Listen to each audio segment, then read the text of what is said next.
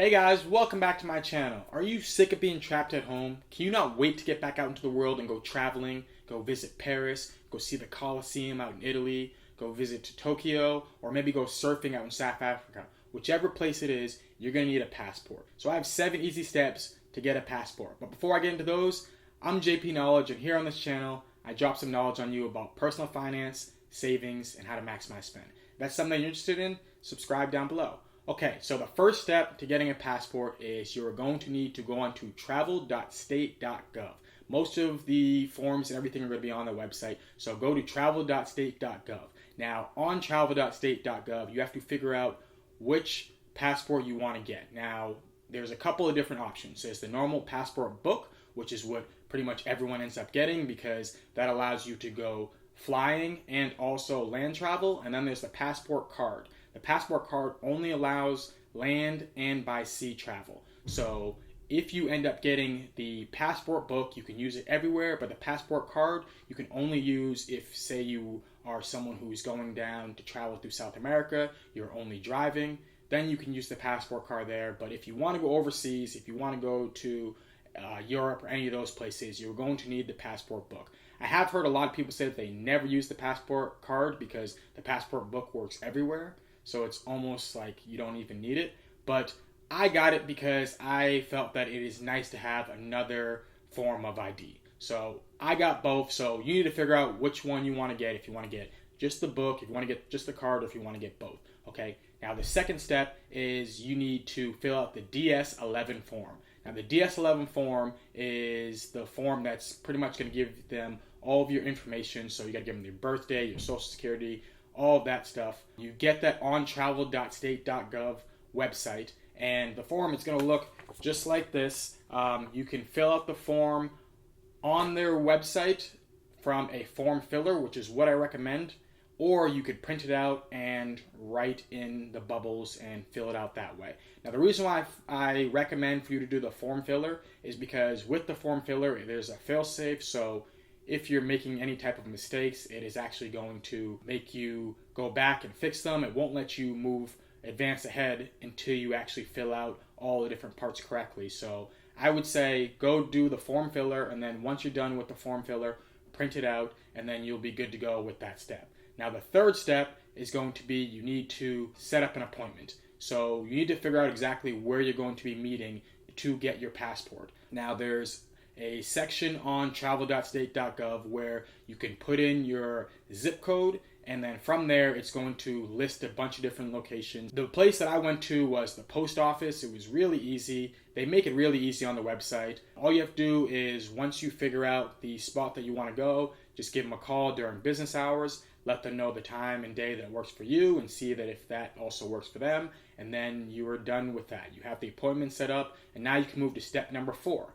Now, step number 4 is you need to get yourself a photo, okay? A photo of yourself. It can't be any type of selfie photos or things like that. It needs to be a legit photo that doesn't go against any of their guidelines. On their website, they'll show you what some bad photos can look like, but the easiest way to do it is if you go to a Walgreens and you let them know that you want one of the photos for a passport, and they'll give you actually a couple photos. Now, I don't know why they give you a couple photos because you only need one photo, but I guess you can have this second photo for something. Maybe at some point in life I'll need this second photo, but they'll give you 2 photos, and so you'll have that for when you go to your appointment. Now, at the place where you have your appointment, sometimes they actually will have the ability to take the photo there.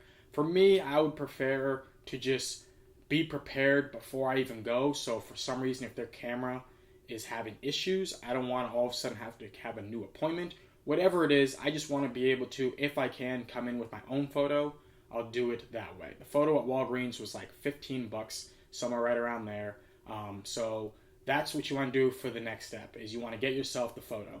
The 5th step you want to do is get a photocopy of your ID. So any government issued ID, like a driver's license, you need to take a photocopy of it. So you need to have both front and back of the ID. I don't know if you need to do color or black and white. I did both, and they took the black and white. Now the 6th thing you need to do is you need to get your original birth certificate, okay? You need to have that to bring to them. They will take it, but they're going to send it back to you. So if you're someone who doesn't have your birth certificate, you need to either go to your hospital that you were born in to get your birth certificate, or if you're not even in the state, maybe see if one of your parents can go and get it for you and then send it, mail it to you. But you have to have your original birth certificate to give to them. Now, as I said before, they are going to take it. They will mail it back. And they actually mail it back separate from the passport itself, because I guess they don't want, for if some case there was theft, someone happens to steal your mail, they don't want someone to get your passport and also have your birth certificate. They'd be terrible if they got all of those things in one. Now, the seventh step and the final step that you're going to need is you're going to need to get your checkbook, okay? Make sure you got a checkbook, because the only way you can pay for your passport is with a check, okay? So you need to write out the check and the amount that you're writing out to, and you're writing out to the U.S. Department of State. Now, the amount that you're writing it out to comes down to whether you chose the passport book, the passport card, or the passport book and the passport card. If you chose just the passport book, it is $110. If you chose the passport card, it is $30. If you chose both, it's $140. Okay? So whichever one that you chose, you have to write out the amount. Let's say you did the passport book and the passport card. You write out the amount for $140 to the U.S. Department of State. Okay? Again, they will not accept a payment outside of a check. So don't come there with cash. Don't come there with your credit card to try to pay that way. You have to give them a check. There's an execution fee that's $35. Now, this you can pay with your credit card or cash or some other form of payment, but you can't put that $35 onto the $140 that you owe for the passport. Those have to be separate. So make sure that you have $35 for payment for the execution fee, and then you have specifically the check to be put in for the passport. And then after you do that, you wait. It takes a couple months. With everything that's going on, there's a possibility it could take a little bit longer, but you're going to get this in the mail, and then when this comes in, voila, what you will get is you will get a couple of these papers that I never read.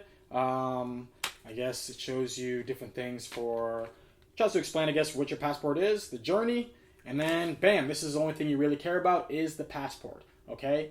You get this, and now you're able to travel all around the world. After you're done with all that, that's it. Those are the 7 easy steps, and you do that, and now you get your passport, and you can travel the world.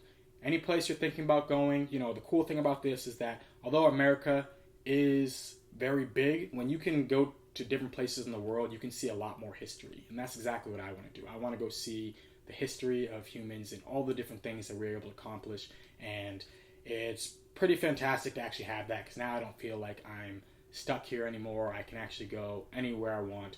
So those are the 7 easy steps. I hope I made it easy enough. I hope everything made sense. If it didn't, drop the comments down below to let me know if you have any issues with what I said, and I'll try to clear it up for you. But I hope you enjoyed this video. If you did, drop a like, hit the subscribe button, and have a beautiful rest of the day. Peace.